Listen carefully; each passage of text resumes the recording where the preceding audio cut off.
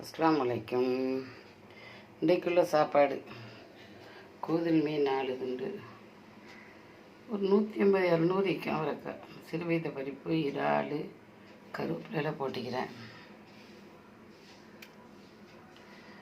1.5 கரண்டி இது மசாலா, மீனுக்கு 2 கரண்டி மசாலா, இதுக்கு தேவையான அளவு கல் உப்பு, இதுக்கு தேவையான அளவு கல் உப்பு, மீனுக்கு மசாலாவுக்கு ரெடி. இது மீன் காய்கறி ரெடி. சாப்பாடுமா.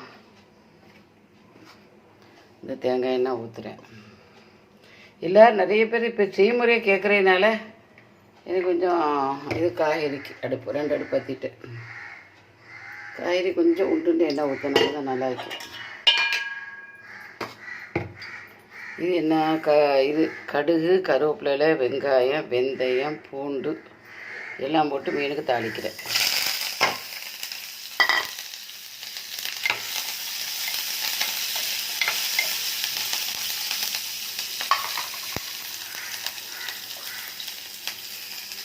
இதுக்கு நாட்டு வெங்காயம் தான், அவரைக்காய்க்கு எல்லாம் போட்டேன். எண்ணெய் ஊற்றிட்டேன், தாளித்து ஊற்றுறேன்.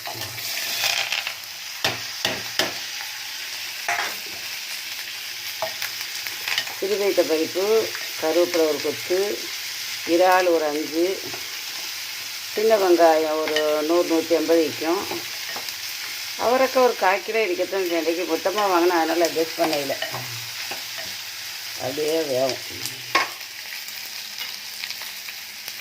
சுட்டு கூட தேங்காய் பால் அவரைக்காய்.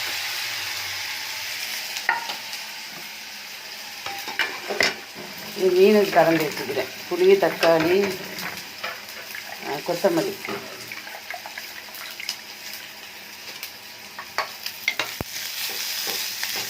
இது தாளிப்பு. நல்லா மணக்கு தாளிக்கும் போது தேங்காய் எண்ணெய் ரொம்ப மணக்கத்தான் செய்யும். எனக்கு எந்த நேரம் சேர்க்கையில் அதை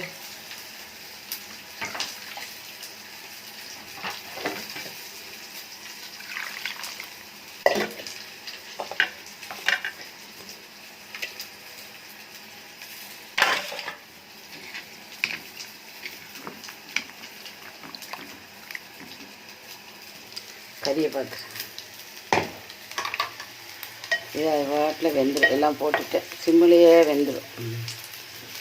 இது கொஞ்சம் தேங்காய் எண்ணெயும் வெஜிடபிள் ஆயிலும் ஊற்றினேன். இது மீன் ஸ்மெண்டாயிடும்.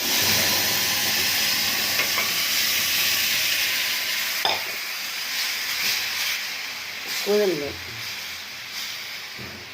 எப்படின்னு பாருங்கள். இப்படியே ஆக்கிடுவோமான்னு பார்க்குறேன், தேங்காய் பால் ஊற்றாமல். அழகாத்தான் வைக்கிறோம் சாடைக்கு.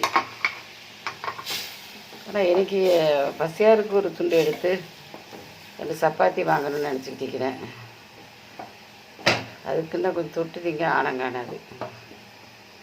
அதனால் கொஞ்சம் தேங்காய் பால் ஊற்ற தான் செய்யும். கட்டிப்பால் தேங்காய் பால். அவரைக்காய்க்கும் ஒரு சுட்டு போல தேங்காய் பால் தான் ஊற்றினேன். ஏன்னா சிறுபைத்த பருப்புலாம் போட்டிக்கிறதுனால கிரேவியாக வேணும், டேஸ்ட்டாக வைக்கும். சுட்டு தண்ணி ஊற்றணும். செய்முறை கிட்டத்தட்ட செஞ்சாப்பில் உள்ள முறையாகவும் ஆகிட்டு